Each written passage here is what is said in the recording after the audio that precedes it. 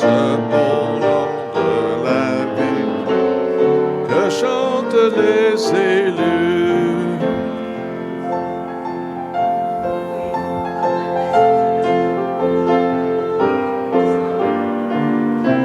Amen. Amen. Ah, je te dis, les Américains, ils ne veulent pas arrêter de jouer, hein? Quand c'est le temps d'arrêter, c'est le temps d'arrêter, hein? Ils ne comprennent rien de toute façon. On peut dire n'importe quoi. Gloire à Dieu. Amen. On va avoir du plaisir aujourd'hui. Oui, on va avoir des spéciales, la bonne musique. Et bonne heureuse année à tout le monde. Ça s'en vient, 2024. Gloire à Dieu pour cela. On va commencer en chantant. Et par le nom de Jésus. On chante de tout cœur, on se lève ensemble. Par le nom de Jésus.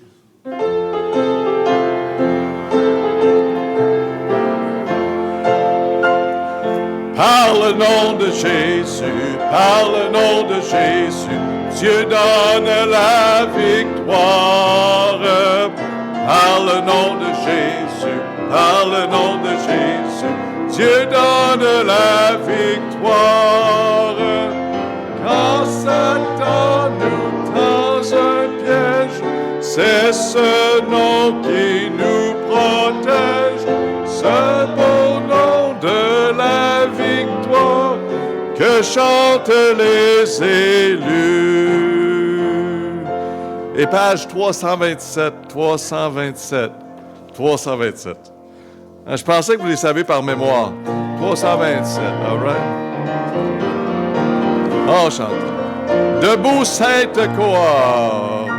Debout, sainte cohorte. Soldats du roi des rois. Tenez d'une main forte l'étendard de la croix.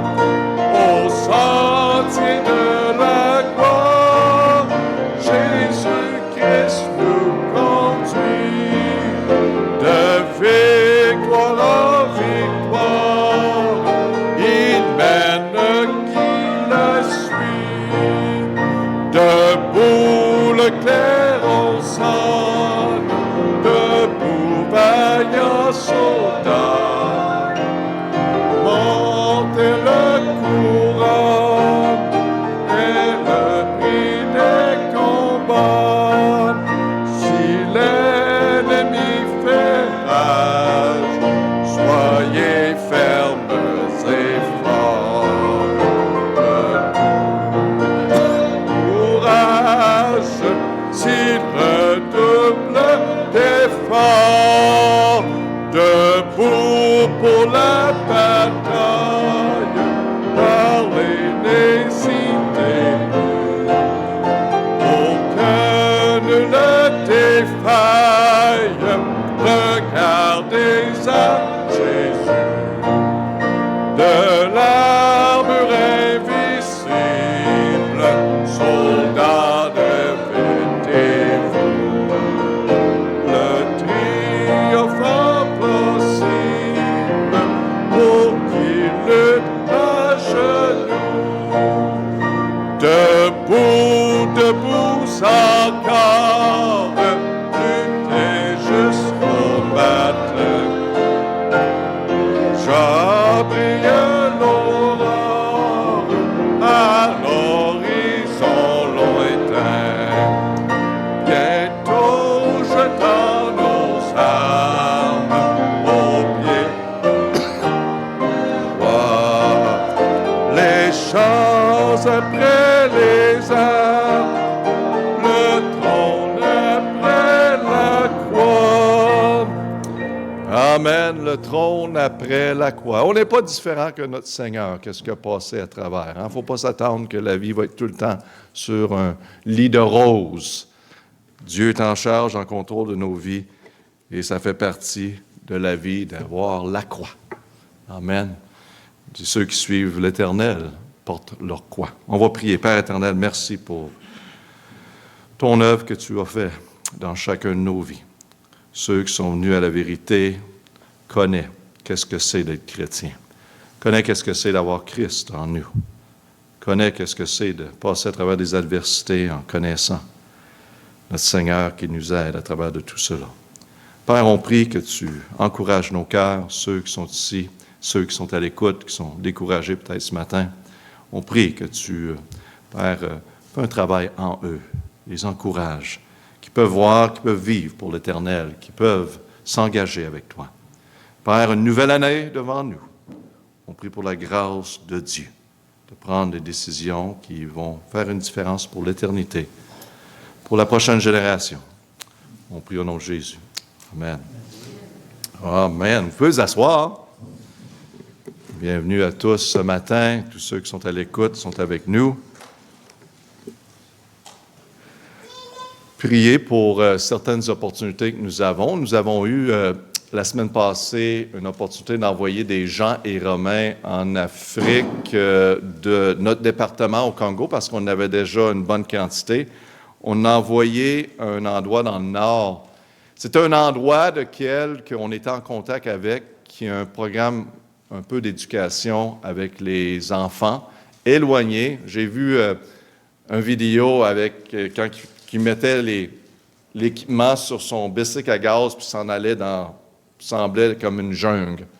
Puis ça continuait puis il s'en allait pour aller porter des crayons et des livres et des gens romains afin que les jeunes peuvent entendre la parole de Dieu. Dans cette école-là, ils partageaient le crayon.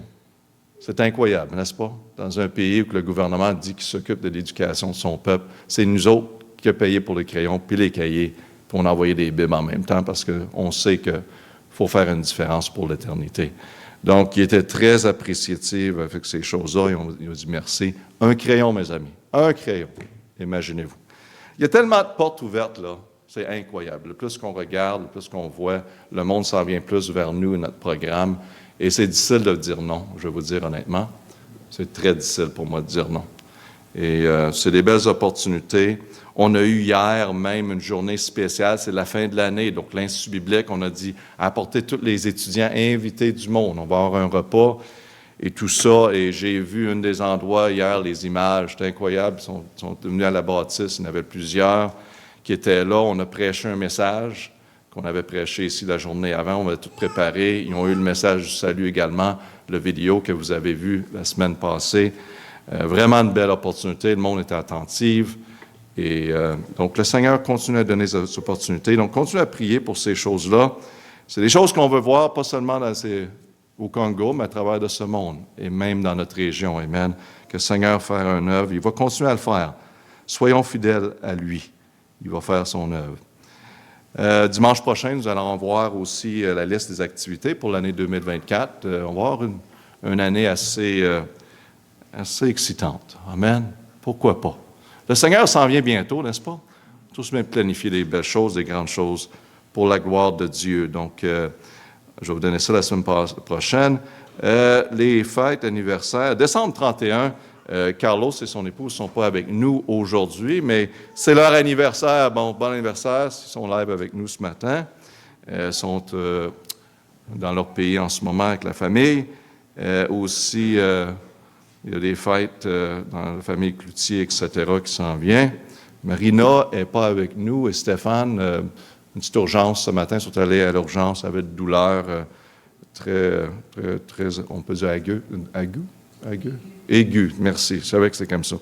Donc, priez pour eux, c'est pour ça qu'ils ne sont pas. Ah, je pense qu'il y en a qui arrivent. Donc, on va prier pour ces choses et par la suite, on va avoir un spécial, OK? Et Père éternel, on te demande d'une façon spécifique aujourd'hui de toucher Marina et sa santé. Et aussi, Père, on te demande de continuer à faire ton œuvre à travers l'Afrique et toutes les choses que tu fais. Père, on te remercie pour cela, pourvoir pour tous les besoins. Et merci, Père, pour que les portes que tu rouvres à travers de l'émission. Et Père, on prie également que tu continues à faire un travail ici, dans notre région, pour ta gloire. On prie au nom de Jésus. Amen. Donc, un spécial, Matthieu. Amen.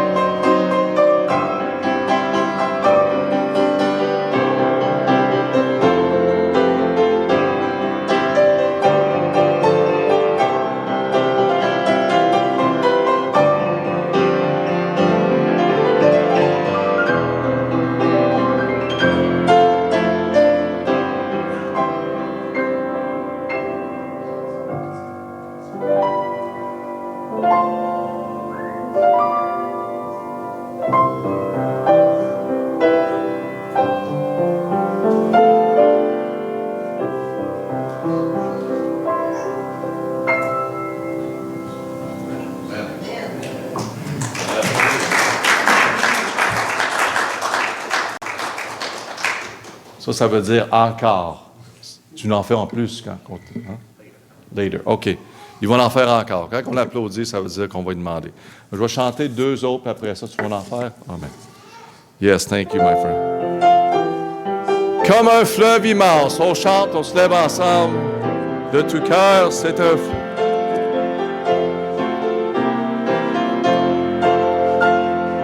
Comme un fleuve immense et la paix de Dieu, parfaite est l'avance. 272. Parfaite est ça m'appelle toujours, fondé sur Dieu même, nos cœurs à jamais. Oh, pour bien suprême,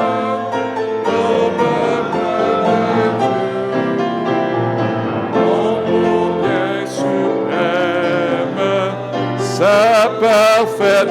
272. Sans ta main meurtrière, se brise, ô mon roi, toute arme ennemie faite contre moi. On chante, rien ne peut me nuire, ni troubler mon cœur.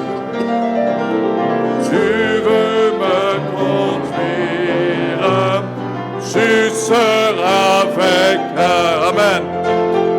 Fondé sur Dieu même, nos cœurs à jamais.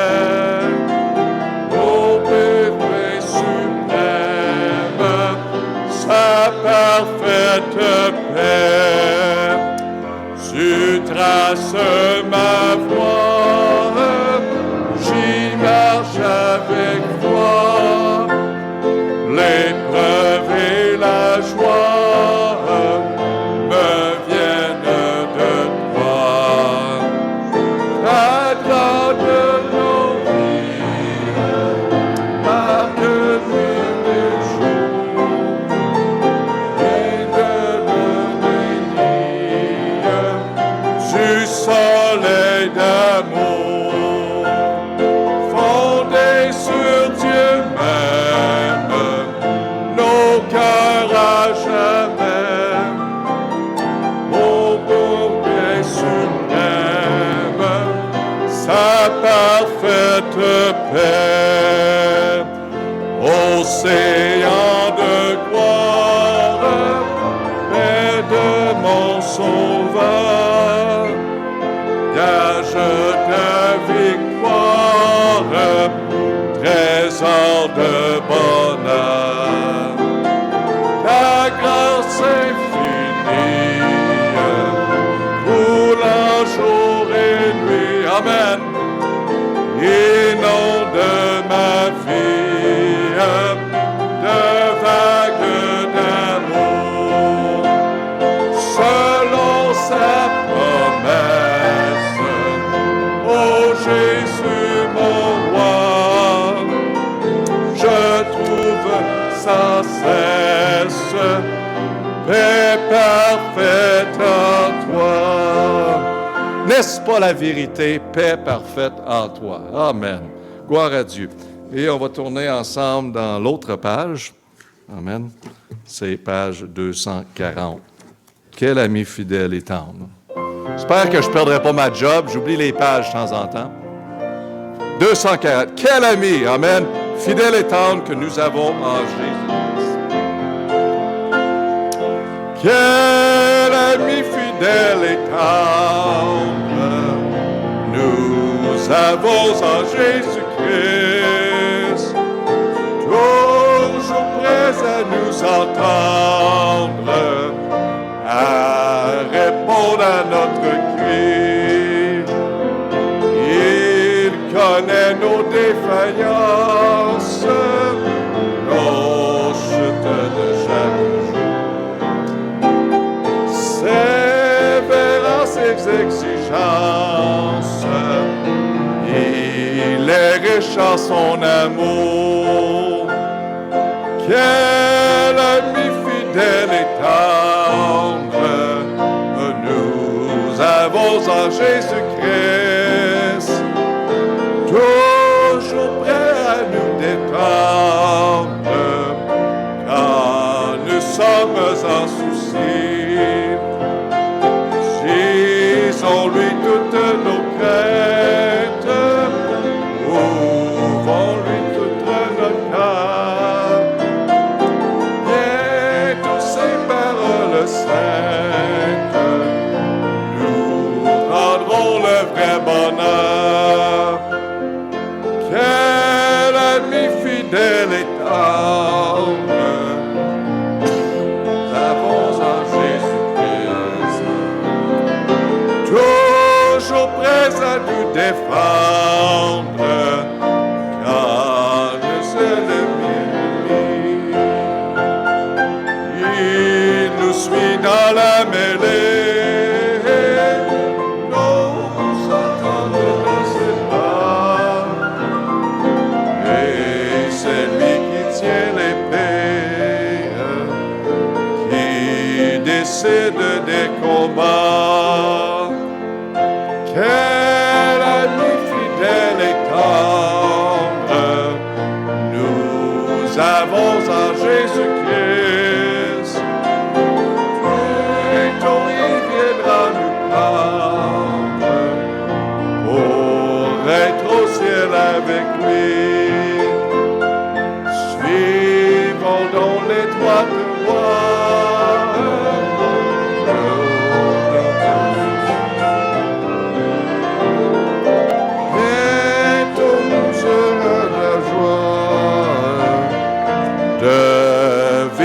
Avec lui toujours.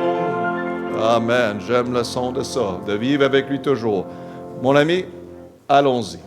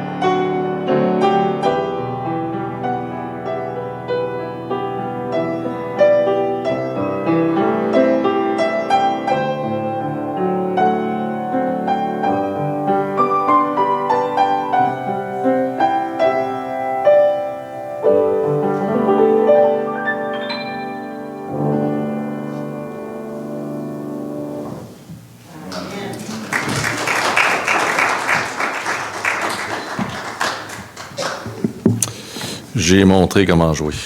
Amen. Bonjour à tous encore et on va regarder ensemble dans la parole de Dieu. Les enfants, vous pouvez aller au sous-sol avec la classe des enfants si vous voulez y aller. Stéphane, ça va vers bas. 1 Corinthiens, on va regarder ensemble chapitre 15 et verset 58.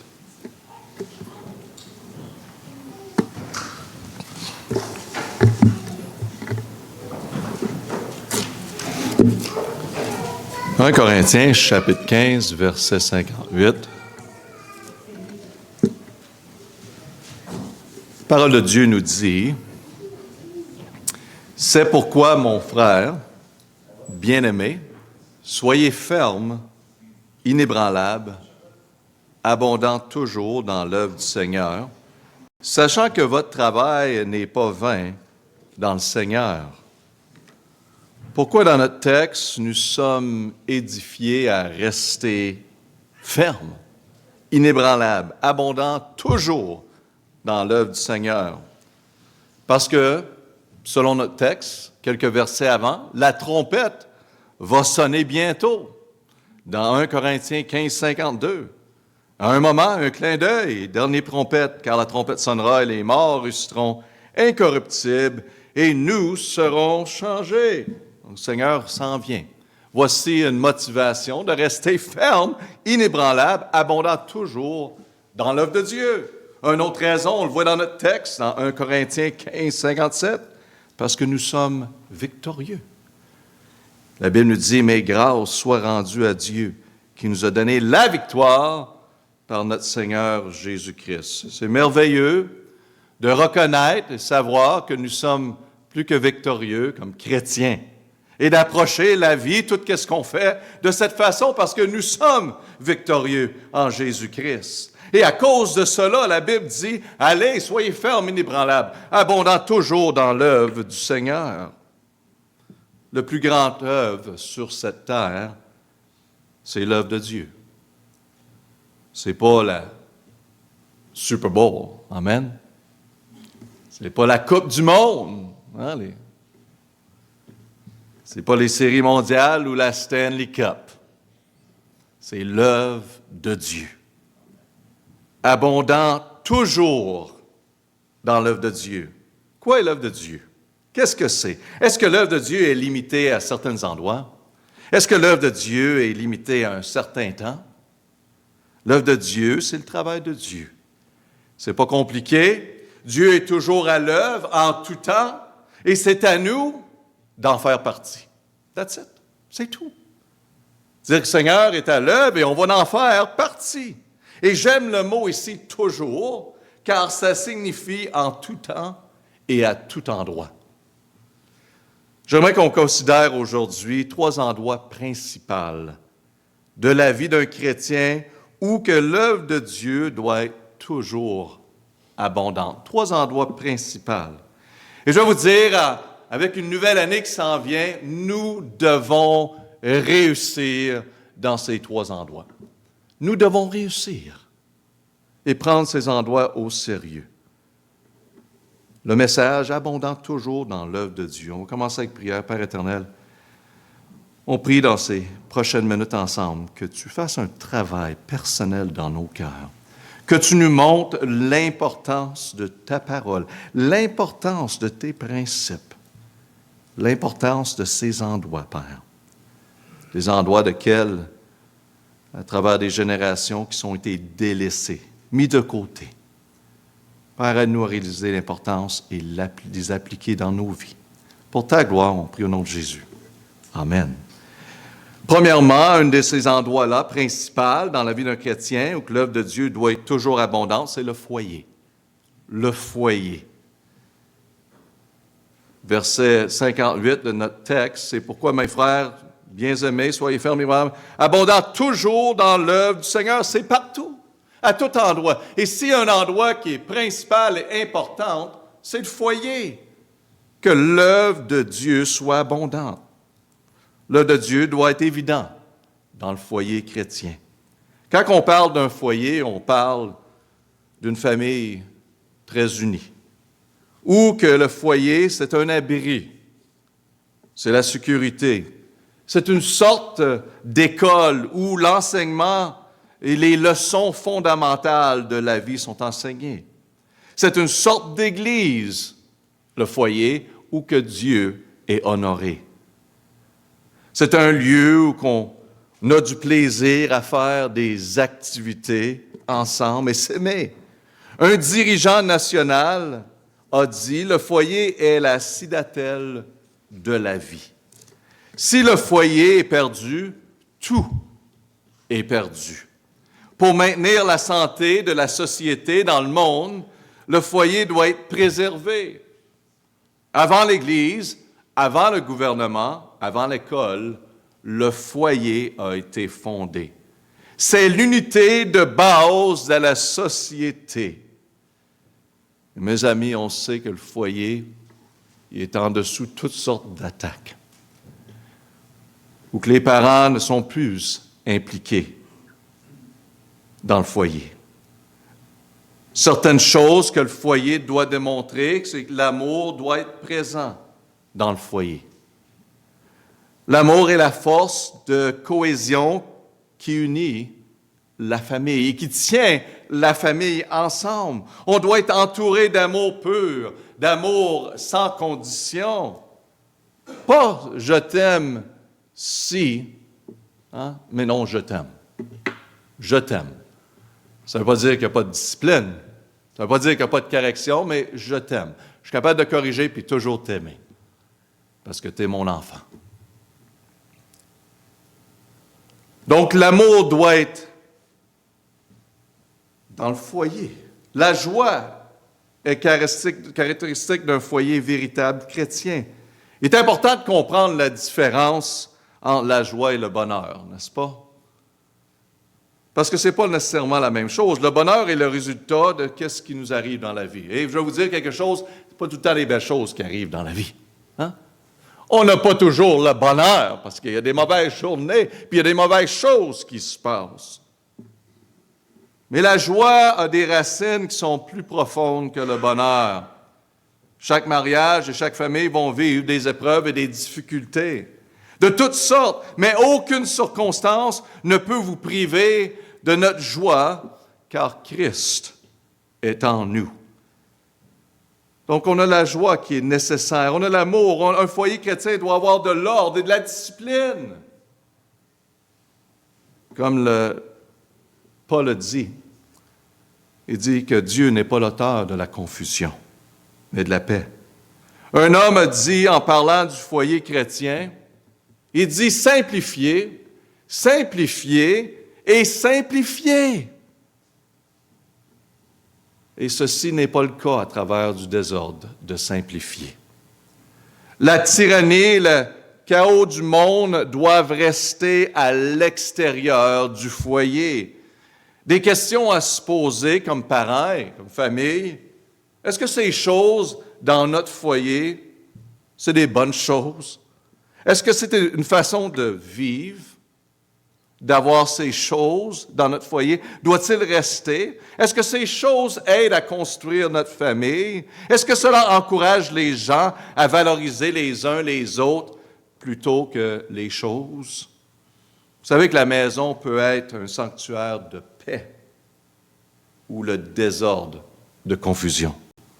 Les maisons négligées sont engagées à produire un caractère négligé. Car les leçons fondamentales de la vie s'apprennent où? À la maison. Le mot discipline signifie enseigner. Hein? Trop occupé, n'est-ce pas? Ah, ben Dieu, cette responsabilité-là, je vais la donner à quelqu'un d'autre. Non, Dieu le donne à les parents d'enseigner. C'est une job temps plein, ce foyer. Quand vous considérez votre occupation et le temps que vous devez passer à élever vos enfants, vous savez qu'il ne reste plus beaucoup de temps dans la vie.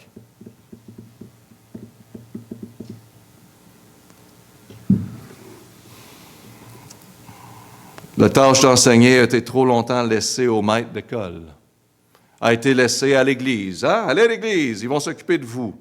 Mais la responsabilité doit être reprise par les parents. Un foyer centré sur le Christ doit être marqué par la grâce. Ça devrait être un endroit sûr pour faire des erreurs. C'est un endroit pour faire des erreurs, parce qu'il n'y a personne de parfait ici. Les membres de la famille ont besoin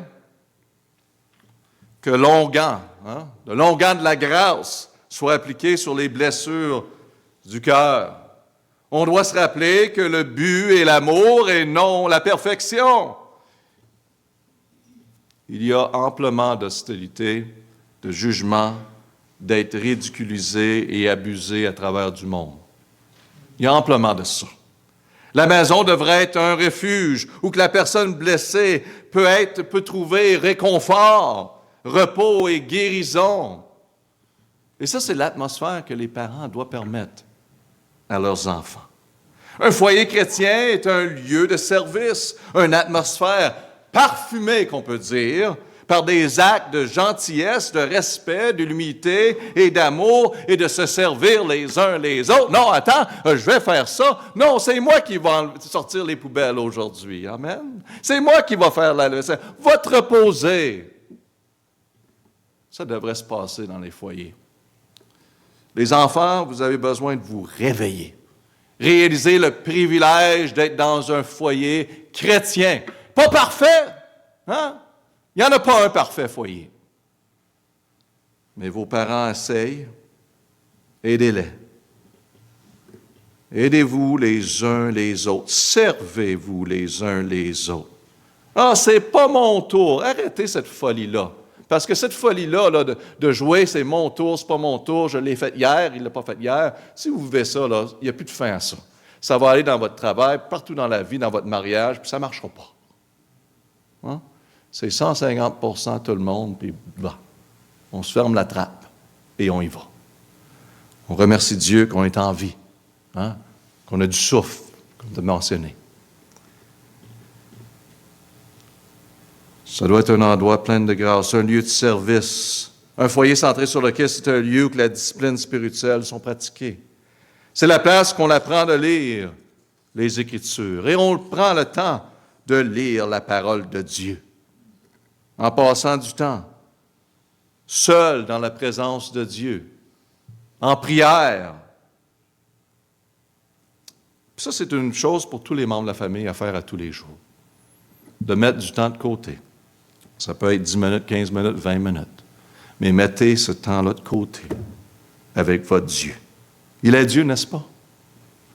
Donnons-lui notre attention. On a besoin de lui. On parle d'être abondant toujours dans l'œuvre de Dieu. La prière est le puissant moteur qui doit faire avancer l'œuvre de Dieu. Ça prend la prière. Un foyer chrétien est un lieu où nous vivons par exemple. Les parents doivent être un exemple pour les enfants.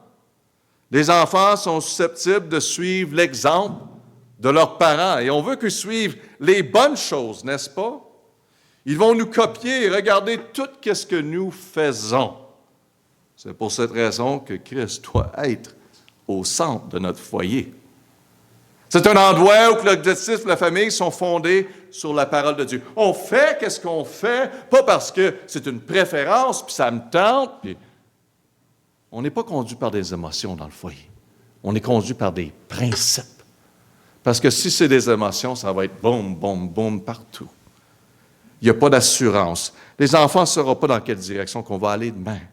Ils ont besoin de sécurité. Et la parole de Dieu donne de la sécurité. Quand les enfants savent que dimanche, on va à l'église, amen, c'est la sécurité pour une famille. Quand ils savent que maman et papa les aiment sans condition, c'est une sécurité pour la famille. Un véritable foyer chrétien est l'un des plus grands témoins de l'Évangile pour notre monde malade du péché.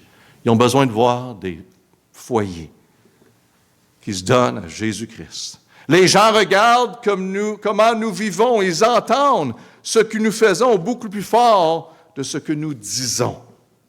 C'est pourquoi une famille engagée envers Dieu est une énorme influence sur le monde.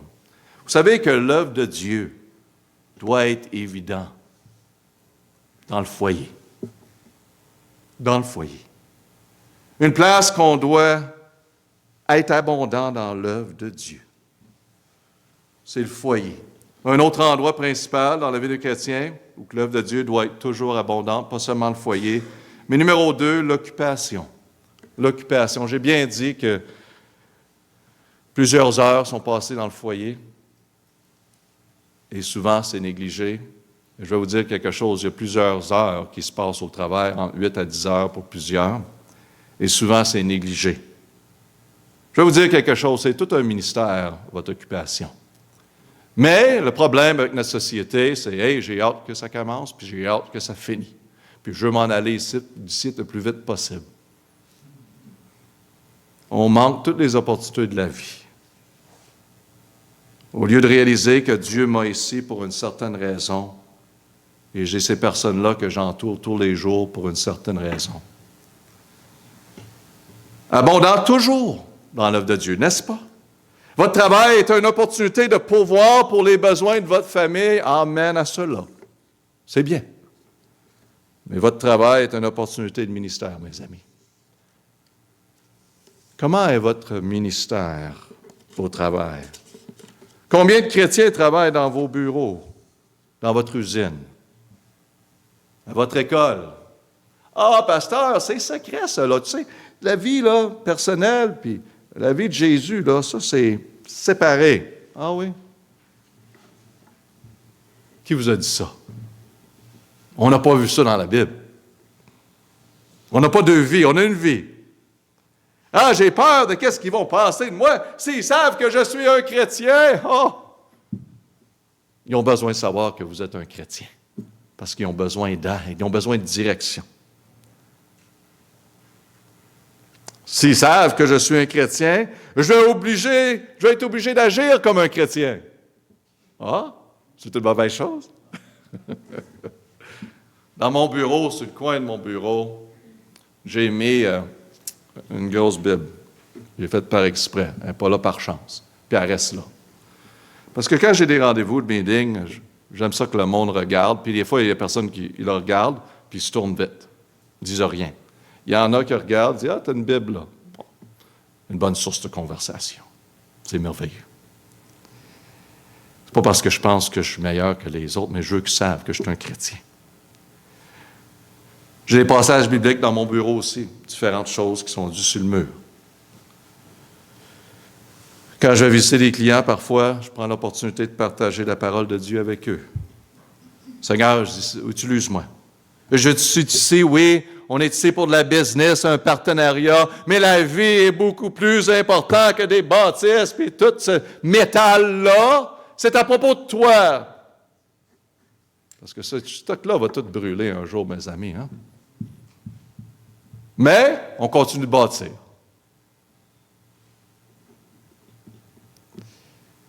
C'est pour dire que l'œuvre de Dieu n'est pas limitée à un certain temps, à certains endroits. On doit abonder dans l'œuvre de Dieu, toujours, peu importe où nous sommes. Jésus nous commande dans Matthieu chapitre 5 de rendre notre foi évidente en tous ceux qui nous entourent. La Bible nous dit dans Matthieu 5, 14, 16, « Vous êtes, parlant de vous, chrétiens, la lumière du monde. Une ville située sur une montagne ne peut être cachée. Et l'on n'allume point une lampe pour la mettre sous un boisseau, mais sur un chandelier, et elle éclaire tous ceux qui sont dans la maison. Que votre lumière luise ainsi devant les hommes, afin qu'ils voient vos bonnes œuvres et qu'ils glorifient votre Père qui est dans les cieux. » Ah, je suis posé de cacher que je suis chrétien. Non, allez-y. Que votre lumière luise. Un homme a dit, « Je n'ai qu'une bougie de vie à brûler, et je préfère le brûler dans un endroit rempli de ténèbres plutôt que dans un endroit inondé de lumière. »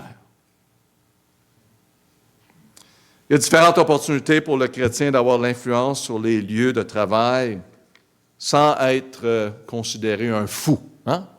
Ou un étrange. La meilleure façon, c'est de servir les uns les autres. Il y en a qui s'en vont là au lieu de travail, un nouveau travail chrétien arrive là, puis il dit « Hey, je vais changer tout le monde. » Hein? Il est en train de les blaster un côté avec des versets bibliques. Il manque de sagesse parfois. Hein? Allez servir les autres. C'est facile de sortir la Bible puis chuter le monde. Poum, poum, poum. Mais ça ne fait rien. Hein? C'est nous. Allons-y, servons les uns les autres. Soyez humains. Soyez humains. Soyez transparents. Le chrétien n'est pas parfait. Essayez pas de montrer que vous l'êtes. Comme croyants, quand nous sommes transparents et on partage nos difficultés avec d'autres personnes au travail, en passant, ce n'est pas une faiblesse. Au contraire, c'est bien de parler de vos luttes, vos difficultés, et partager avec les autres, être ouvert avec eux. Et je vais vous dire quelque chose, ils vont, même eux autres, commencer à partager leurs défis, leurs difficultés et leurs luttes avec vous. C'est là qu'on gagne de l'influence. Et quand le moment vient, vous pourriez partager votre témoignage. Vous pourriez en dire plus. Ils seront plus ouverts à la parole de Dieu. Mes amis, c'est le temps d'ouvrir nos yeux et de reconnaître que le travail, l'école, le monde, c'est notre champ de mission. Hein? Ah, je pensais qu'il fallait être un missionnaire. On est tous dans un champ de mission. Allons-y. Lorsque vous entrez au travail, lorsque vous retournez à l'école, sachez que vous êtes dans un champ de missionnaires. Et le monde a besoin d'entendre. Si vous vous rappelez bien, Daniel devant Nebuchadnezzar, Joseph devant Potiphar, ont ouvertement vécu leur foi en Dieu sur les lieux du travail. Hein? Sur les lieux du travail. Rendre honneur à Dieu est primordial pour avoir une influence dans votre lieu de travail ou d'éducation. Et peut-être, ce n'est pas une belle opportunité de démontrer Christ. Que vous frappez le marteau sur les doigts, dites « Ouch! » Gloire à Dieu. Amen. Un témoignage.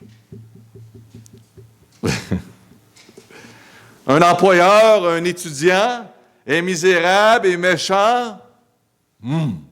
Dieu, je prie pour lui. Je prie pour elle. Soyez ouverts et clairs avec les autres. Que vous suivez Jésus-Christ.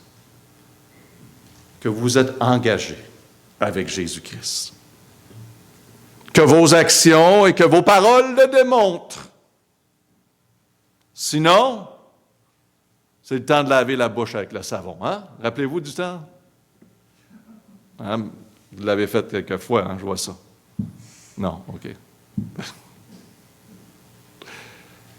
Hudson Taylor a dit, « Dieu ne recherche pas des personnes de grande foi, mais des individus qui sont prêts à le suivre. » À le suivre. Vivre une vie transparente et authentique va permettre votre relation avec Dieu d'illuminer chaque environnement dans lequel vous entrez, même le lieu du travail. Les chrétiens doivent avoir une vision comme missionnaire dans tout lieu, car l'œuvre de Dieu est toujours abondante. Et numéro 3, le dernier endroit principal dans la vie d'un chrétien où l'œuvre de Dieu doit être abondante, c'est l'Église. L'Église, abondante toujours dans l'œuvre du Seigneur. Cela applique l'Église.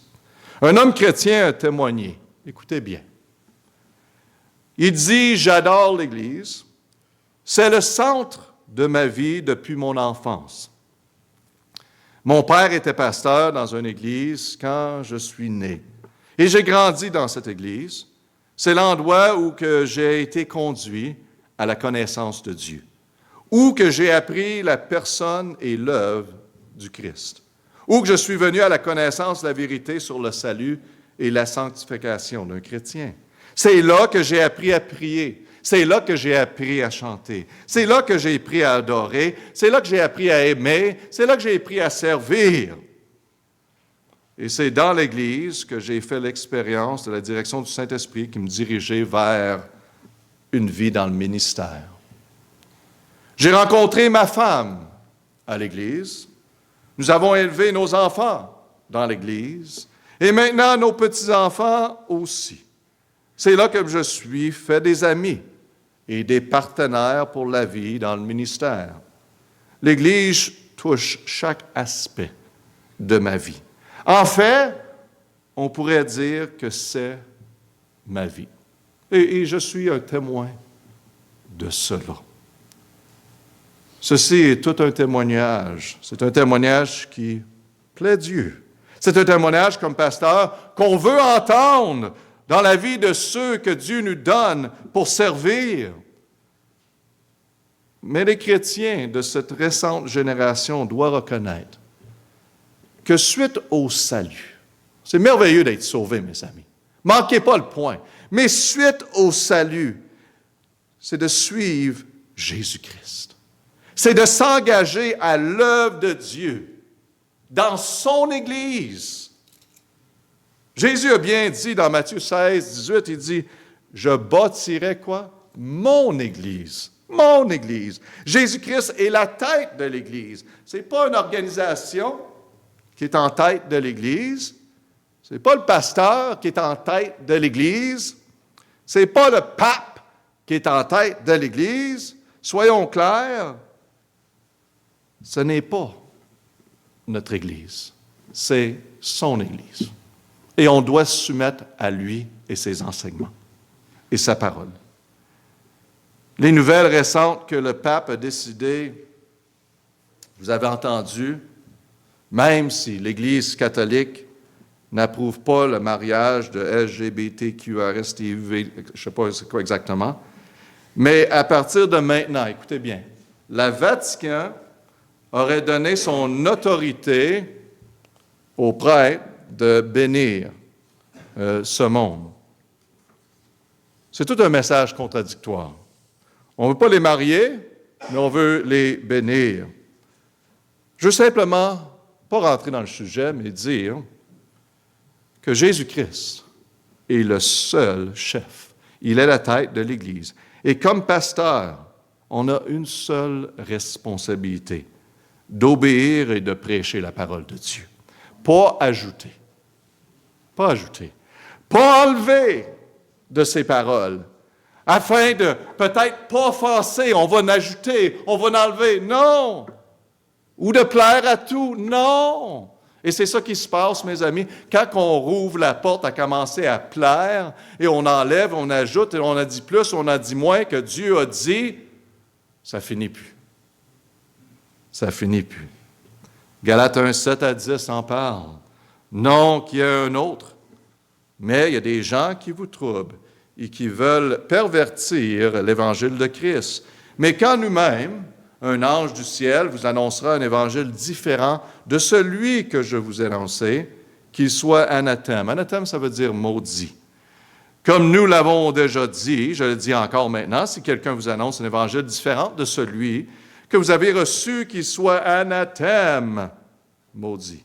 Car est-ce l'homme que je prêche ou Dieu? Ou est-ce que je cherche à plaire aux hommes? Si je plais aux hommes, je ne serai pas un serviteur de Christ. C'est un ou l'autre, n'est-ce pas? J'ai choisi de plaire l'homme. Je ne peux pas plaire et servir Dieu. Donc, Jésus-Christ est le chef de l'Église. C'est lui seul qu'on doit plaire. Son Église est importante. C'est que la Bible nous dit dans Éphésiens 5, 25, « Marie, aimez vos femmes. » Cette partie-là, j'aimerais ça qu'on n'en parle pas trop, OK? Parce que ce n'est pas le message, mais ça, c'est important. « Marie, aimez vos femmes, comme aussi Christ a aimé l'Église et s'est livré lui-même pour elle. » Christ a aimé l'Église. Il s'est donné pour l'Église. Comment important que l'Église est dans les yeux de notre Seigneur et Sauveur. C'est pour cette raison que les chrétiens, dans le temps de Jésus et à travers des générations, suite au salut, ils étaient intégrés dans l'Église. Livre des Actes 2,47, louant Dieu, ils disent à propos des chrétiens, est agréable à tout le peuple. Et le Seigneur ajoutait tous les jours à l'Église des gens qui étaient sauvés. Oui, le salut est une relation personnelle avec Jésus-Christ. Mais cette relation personnelle avec Jésus-Christ doit être nourrie, prendre sa croissance. Et ça se fait à travers de l'institut que Dieu a établi pour nous, son Église. Il y a tellement d'emphase sur la relation personnelle en Jésus-Christ que oui, je suis en accord, que le côté corporel, que l'Église a été mis de côté, est une option de côté pour le chrétien. Et cela n'est pas biblique du tout. Dieu a mis l'Église en place pour nous, afin que croyants peut être édifié, peut être nourri, afin de grandir dans le Seigneur. Et la beauté et la simplicité de l'Église, c'est que Christ est la tête. Et l'Église est le corps. Et selon la Bible, le corps, qui est l'Église, est composé de pasteurs. Les évêques et les anciens sont mentionnés, qui ont la même significance. Il y a les diacres, les serviteurs, les croyants qui sont là. Et sont tous des membres du corps du Christ, avec des responsabilités et des rôles distincts, selon la maturité et les dons de chacun. Ça, c'est merveilleux de voir l'organisation, l'Église, le peuple avancer par en avant. Tout le monde trouve leur place, leur don, et on avance pour la gloire de Dieu. Il y a un monde qui a besoin de l'Évangile de Jésus-Christ. Le monde sont perdus. Et c'est à l'Église qui va faire la différence. La Bible en parle dans 1 Corinthiens 12, 18, 27. Maintenant, Dieu a placé chaque membre dans le corps comme il a voulu. Or, vous êtes, la Bible dit, le corps de Christ. Et vous êtes ses membres, chacun en particulier. On voit ici l'importance. On voit l'importance que Jésus a placée, qu'est-ce que Jésus a placé sur l'Église. La valeur de chaque membre. Et de nos jours, trop de gens ont tendance à être des consommateurs. Ils ne s'intéressent qu'à ce que l'Église peut faire pour eux. Qu'est-ce qu'ils retirent de l'Église? Ils passent de congrégation à congrégation à mesure que leurs caprices et leurs intérêts changent. Il n'y a aucun engagement ni responsabilité collective avec le peuple de Dieu. L'idée de croyants vivant indépendamment de l'Église est totalement étrangère au Nouveau Testament. Elle ne fait pas partie du Nouveau Testament. Tout au long du Nouveau Testament, l'enseignement est toujours le même, que le peuple de Dieu se ressemble fidèlement dans une assemblée locale où que la parole de Dieu est enseignée. Ce rassemblement de l'Église, la congrégation locale, est visible, est au cœur du christianisme. L'Église est la seule institution que le Seigneur a établie et qui a promis de bénir. Je vais vous dire quelque chose que l'Église, je sais que plusieurs ont vécu des moments difficiles à travers les églises. Oui, il y a des hommes, il y a des imperfections. Mais ça ne change pas le fait que c'est l'institution que Dieu a mis à place pour vous et pour votre famille, pour votre succès chrétien. Et de dire que moi, j'ai le Seigneur, puis je n'ai pas besoin de l'Église, c'est d'être à l'extérieur de la parole de Dieu. Vous avez besoin de l'Église, j'ai besoin de l'Église. Ça fait plus que 25 ans que je suis à l'Église, puis j'en ai besoin. J'ai besoin de la parole de Dieu. L'œuvre de Dieu accomplie à la manière de Dieu ne manquera jamais l'approvisionnement de Dieu. Hudson Taylor a dit. On a une nouvelle année devant nous. Il y a beaucoup de choses à accomplir dans la vie. Il y a beaucoup de choses importantes dans la vie de votre famille.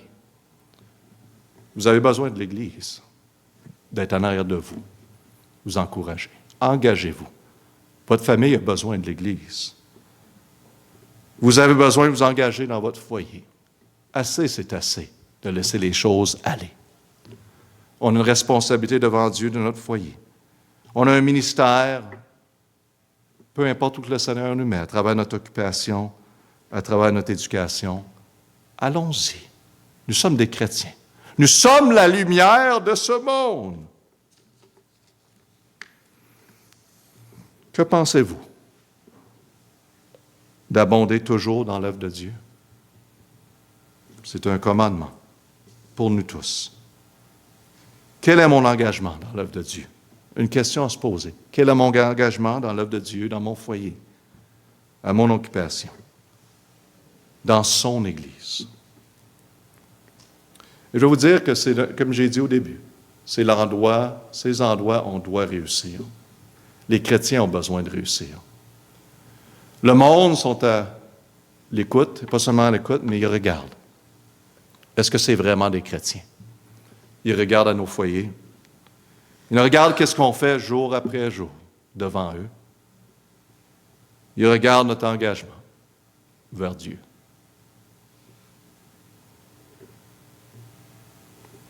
C'est John Wesley qui a dit « Vous n'avez qu'une mission sur terre, sauver les âmes. » Une mission. William Carey a dit, puis c'est des hommes que, wow, attendez des grandes choses de Dieu, tentez des grandes choses pour Dieu. Amen. Allons-y. Nous avons Christ en nous. On va prier. Père, je te remercie pour ce simple enseignement qui touche vraiment notre vie chrétienne. Et oui, Père, on réalise parfois que certains aspects de notre vie ont besoin de monter au niveau d'un chrétien, le niveau de quel que tu nous enseignes. Père, aide-nous, comme parents, de vraiment prendre le pas par en avant aujourd'hui. Et si quelqu'un est à l'écoute et n'est pas sauvé, ne connaît pas Jésus-Christ comme Seigneur Sauveur, peut-être religieux, mais pas cette relation personnelle, qu'aujourd'hui, qu'ils choisissent Jésus-Christ. Et Père, peut-être chrétien, délaisser le côté du foyer, délaisser le côté de son occupation, réaliser que c'est une place, un ministère, et vraiment délaisser l'Église, indifférent. Fais un travail en nous, personnel, aujourd'hui, pour ta gloire. Le piano va jouer.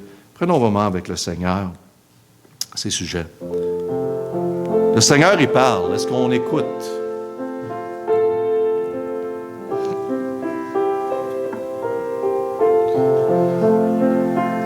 Passez un moment avec lui maintenant. Et qu'est-ce qu'il a mis dans votre cœur, vous savez que vous devez faire? Engagez-vous avec lui.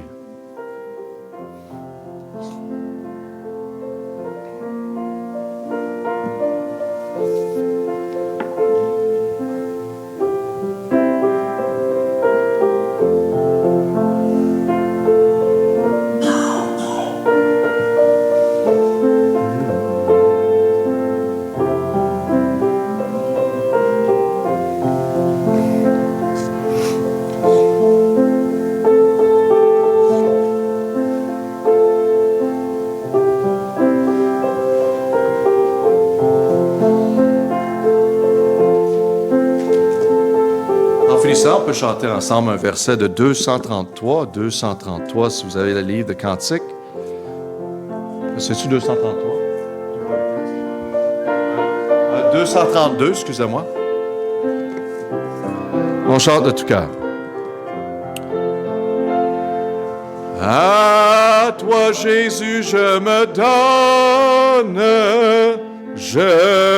donne tout entier. Ton amour est ma couronne, ta force est mon bouclier. À Jésus je m'abandonne, ce qu'il me dit je le crois, et je prends ce qu'il me donne. La couronne avec la croix.